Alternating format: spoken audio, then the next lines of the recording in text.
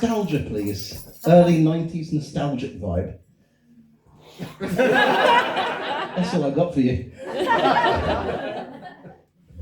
No, that's too late. I'm going to read some poems I wrote when I was 7. So whatever you think goes behind that, it's all stupid shit. It's a very wide field.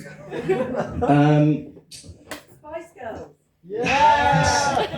Bit earlier, we're looking at 1993. So, East 17, early Take That. 17.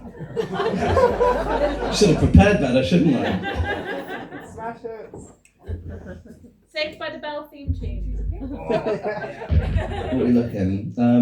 Meatloaf, Whitney Houston, Bryan Adams. Those are the big songs of that couple of years. Yeah.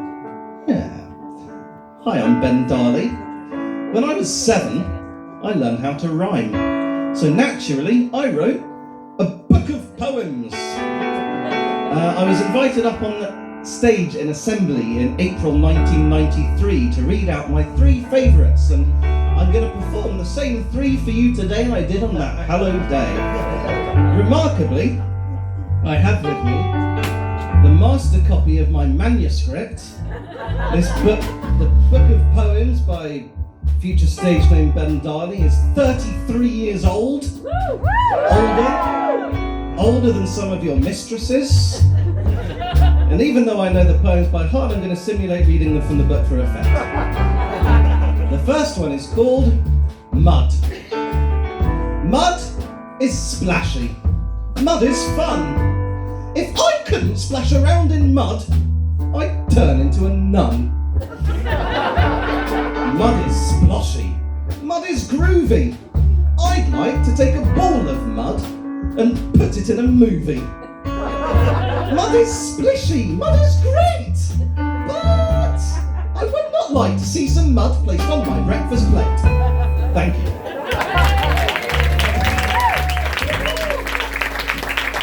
Turns to random page. The next one, I'm going to do 2 more. You can just carry on. This is beautiful. Thank you. The next one is called Monsters. Monsters are gutty. Some are gooey too. You would not like to meet the philosopher Boo. Some monsters throw gut balls that are headed your way. You would not like to meet the philosopher Higuffin Tootay. Thank you. Wasn't worth reading out loud then. The last poem is called Football. Well, hey the lads. In football, you get headers, back heels and passes. In the half-time break, you don't get jam tartses. Thank you.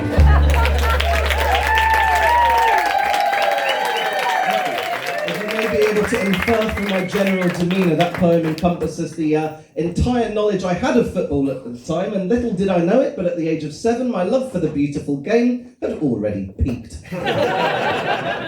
Sadly, my teachers didn't really encourage my zest for writing poetry. I never wrote another poem out of choice for another 30 years until I became a primary school teacher. I wanted to inspire the children in my school. So I wrote a poem that I was so proud of, I decided to enter it into a national poetry competition. Woo-hoo! And remarkably, I'm going to read it for you today. Could I have a cross between green sleeves and the countdown theme, please?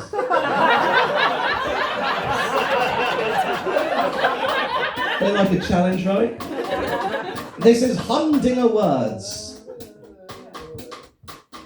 I like words. I like flippant, silly words like wobble and jiggle and bobble and pickle and butt kiss and doohickey, chinwag, pipsqueak. I like winding consonanty words like whippersnapper, flabbergast, flibberty-gibbet, codswallop and gobbledygook. MacGuffin. I like vowely, wowee words like hullabaloo and bamboozle, bazooka, smithereens and schmooze, nincompoop. I like behyphoned, flowing phrases like chock-a-block, lickety-split, namby-pamby, dilly-dally, higgledy-piggledy and fuddy-duddy. You know, did Dali go what? Counterintuitively, I also like punchy monosyllabic onomatopoeic monstrosities like zap, schlep, squelch, swish, flume, spork, bump, boo, burp, cunt. I like scrabblicious words like jazzy and juxtapose, quiz and quincunx, to gain and a tzatziki. Mind you, beeswax oxymoron. I like mystical, mesmeric words like vortex, tmesis, phantasmagoria, cellador, capiche, moribund vampire, sycophant, scallywag, hashtag douchebag, bumbag. I worship extensive discombobulating words like indefatigable, infinitesimal, incognito, incommunicado, schadenfreude. And I yearn for unending tongue twistery words like flauxy, norky, nihilipalification, hippopotamonstrous sesquipedaliophobia. I like words. May I hear a few of yours, slubbity gullions? Ta-da! Ben Dali. Oh, shucks, you guys. I mean, gazooks. Okay, I'm going to end on a short one. It's actually the only other poem I've written since then. Could I have something mixing drugs and carnivorousness? You look straight at this guy. I would have done as well. I wrote this poem in November. On a Saturday night, my friends and I had hired a party mansion for the weekend to celebrate a mate's 40th. It's 2:30 in the morning. I'm experiencing something brand new for the first time in my life. Mandy, that's my friend's wife, told me that she'd hired a man to deliver some meat to us the next day, and I immediately came up with this brand new ambition in life and wrote a poem to commemorate the occasion while I was on ecstasy. This is Meta Meat Man. I want to meet a meat man. I want to tell you that I met a meat man. Have you ever met a meat man? Do you want to meet a meat man? I want to meet a meat man. Meeting a meat man? That would be neat, man. So I went to meet a meat man, but the meat man that I meant to meet turned out to be a beautiful woman. So I never met a meat man. But if you want to meet a meaty woman, this is how you meet her. Wowee, we're marrying in 3, 2, 1 meter. And that is how I met her. And that is Meta Meat Man.